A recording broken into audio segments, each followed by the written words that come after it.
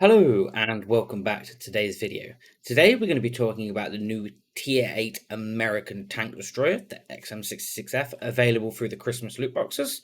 We're going to be talking equipment, field mods, and then I'll show you some gameplay highlighting this tank's strengths and weaknesses. Let's get right into it.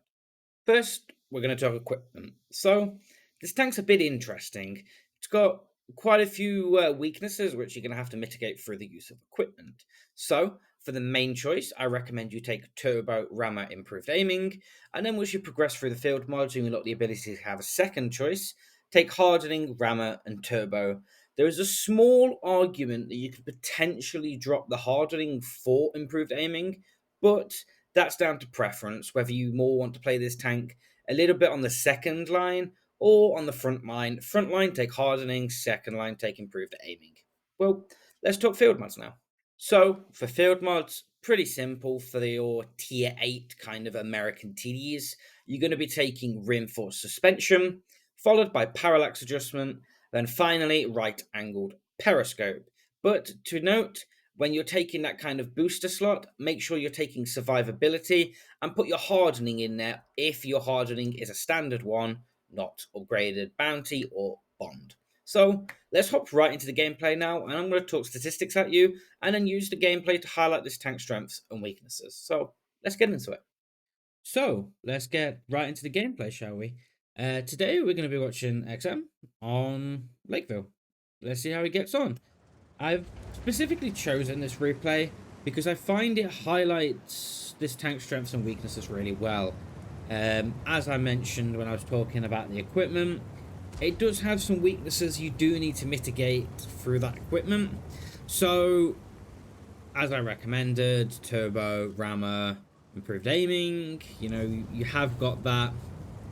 It's got pretty okay gun handling, but I find using that improved aiming it just makes it a lot nicer. So, for example, this is with a maxed out setup. So we're using a fully upgraded bounty, all crew skills, food, all field mods, everything maxed out as physically as possible. You can get this thing's dispersion down to 0.3, which is okay. Aim time 1.89 seconds, pretty nice. But that improved aiming just makes it a lot more pleasant to play in terms of its gun handling. You will see in this game, as you've already seen, it's a little bit troll at times, but it's generally reliable. So, up to you. DPM. DPM, DPM, DPM, DPM. This is this tank's wild card. It's very underrated for this. People so far haven't really figured out yet that this tank has 3.2k DPM with 400 alpha. It feels a little bit like a B-Tech Tortoise at tier 9 minus everything else that the Tortoise is good at. It's not got as good DPM as the Tortoise, but 3.2k, 400 alpha, you're firing a shot every 7.3 seconds is also nice. I don't know, 400 alpha just seems like such a lovely alpha nowadays. And as you see, it racks up the damage pretty quickly when you've got that gunfire and you've got things to constantly shoot. The DPM works. So if you've got this thing and you've not tried it out yet, yeah, do it. It's, in my opinion, alongside the Tiger Mouse, which I did a replay on last week, go check it out, probably the second best behind the Tiger Mouse tank in the loot boxes.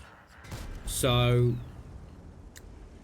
yeah, if you're fighting it, be careful. If you're playing it, yeah, have fun. But anyway, on to some of the other statistics. Another limiting factor of this tank is speed. It's not particularly quick. That's why I recommend running the turbo. 41 forwards, this is with a bond turbo. It's not great. If you're running a standard turbo, you're in the 30s. That's really not great.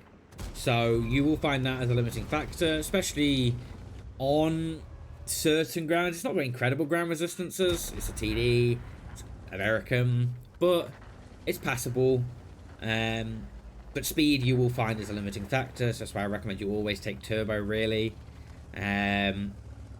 View range is just TD, so you may be playing it passively. View range and camo. Stationary wise, with everything maxed out, you've got 31.2% camo. Moving, 20.34. It's pretty hard to spot because it's quite low profile. That's what it's got going for it, is it's so low profile that people just don't really. It's just kind of hard to spot. You'll experience that if you're playing it. Playing against it, don't expect to be spotting it, obviously, unless it fires. Penetration. That's another limiting thing for this tank. It's a TD, so you'd think, oh, it's going to have good penetration, we're talking around 300 millimeters. No. Standard AP 232 millimeters. It's pretty meh. Definitely going to struggle against tier 8 heavies, sometimes against tier 7 heavies in their more angled plates, which you'd expect to just be able to punch through with a tier 8 TD. Gold APCR, which is quite nice. It's got decent show velocity. 276. You are going to be penning tier 8 heavies, but when you get into those tier 9 games, those tier 10 games, 276 just isn't enough. You're going to be finding yourself struggling to pen the flat armor of some tier 10 mediums, for example. I don't know. You're not going to be able to do anything to an SDB's turret, for example. So yeah, another limiting factor is its rounds. Its HE is quite nice, to be fair. 60 mil of pen for 515 alpha. That's quite nice. But you're not really going to be able to use it that much, But you do have it as a wild card, a little bit of a trick up your sleeve. Another thing this tank does have going for it is quite a lot of HP. When you're running that hardening, you do have almost heavy tank levels of HP. For example, the 50 TP prototype in the team has 1500 HP. We've got 1420. We've only got 80 left, which is why playstyle wise, do not play this tank as a sniper. Play it second line, not on the front line, because as I'll talk about, its armor is not incredible, but the gun is nice. You can play it from range without, that gun being too much of an issue. But it just doesn't really like working itself on the front line. So, as you're seeing here, Som's played it on the front line, so I'm highlighting to you kind of how it can be played, but he wasn't trading, he wasn't relying on the armor, he was very much peeking, fall back, using the DPM. Yeah, he did have a few paid actors, but don't play on the front line, because if you've played any randoms recently, you'll see a lot of people are thinking this tank has armor. On paper, it does. And playing it almost like you'd play like a TS5 or a T28 prototype. It's not that. It's a little bit more, probably the similar kind of position that you'd expect to play a 5100, for example. That's probably a good description for you. But let me quickly just talk about the armor of this tank whilst we've got on a nice flat piece of ground. So, armor is pretty good. Turret armor, you're not penetrating here unless you've got we're talking heat around 300. These kind of areas are weak if you have high pen. Cupolas, it has 2 of them, as you can see.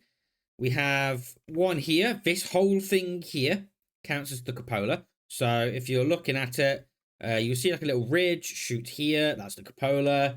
On the other side, so the left-hand side, or the right-hand side if you are it, a lot bigger of a cupola. So if you're going to shoot a cupola, you want to shoot this one.